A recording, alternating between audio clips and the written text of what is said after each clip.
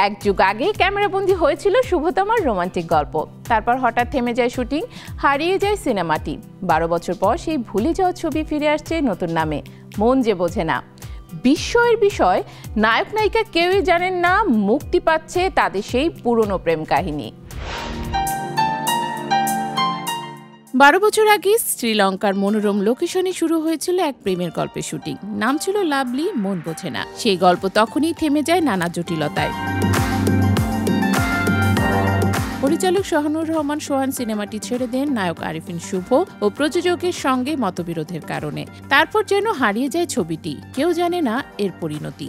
কিন্তু অবিশ্বাস্য হলেও সত্য, দীর্ঘ এক যুগ পর সেই হারিয়ে যাওয়া সিনেমায় ফিরে আসছে নতুন নামে, নতুন ব্যানারে, নতুন পরিচালকের হাতে। এবার সিনেমাটির নাম মন বোঝে না। প্রযোজনা করেছে ইমপ্রেস টেলিফিল্ম, পরিচালনায় আয়েশা সিদ্দিকা। ঢাকার Azad cinema, Panthapath, star cineplex, সৈনিক ক্লাব সিনেমা, কেরানীগঞ্জের লায়ন সিনেমাস ও দিনাজপুরের মডার্ন হলে এটি মুক্তি পেয়েছে।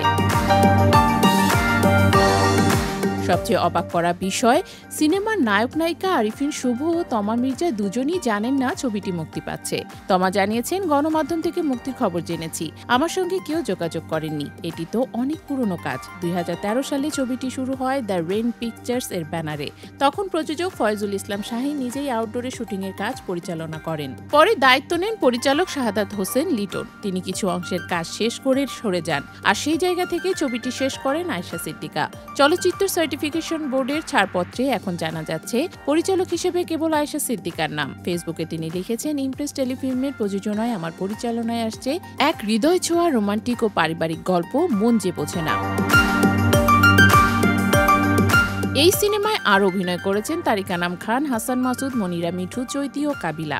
এক যুগ আগে তৈরি হওয়া এই গল্পের আবহ, পোশাক, সংলাপ, এমনকি সিনেমাটোগ্রাফিও এখনকার সময় থেকে অনেক দূরের। তবু দর্শকদের মধ্যে তৈরি হয়েছে এক অদ্ভুত কৌতূহল। কেমন ছিল আরিফিন শুভ ও তমা মির্জার শুরুর দিকের রসায়ন? নির্মাতা আয়েশা সিদ্দিকা বলেন, আমি শুধু চেষ্টা করেছি ছবিটা ঠিকঠাক শেষ করার। শুভ তমা এখন অনেক জনপ্রিয়, তাই পুরনো কাজ নিয়ে দর্শকদের আগ্রহ থাকবে বলেই মনে করি। এ যেন সিনেমা জগতের এক বিরল ঘটনা, একটি হারিয়ে যাওয়া প্রেম কাহিনী যা সময়ে ধুলো ঝেড়ে আবার ফিরে এসেছে আলোর মুখে। কিন্তু প্রশ্ন রয়ে যায়, আজকের প্রজন্ম কি এই 12 বছরের পুরনো মন যে বোঝে না প্রেমে বুঝবে, নাকি ছবিটি সময়ের ব্যবধানেই হারিয়ে যাবে দ্বিতীয়বারের মতো?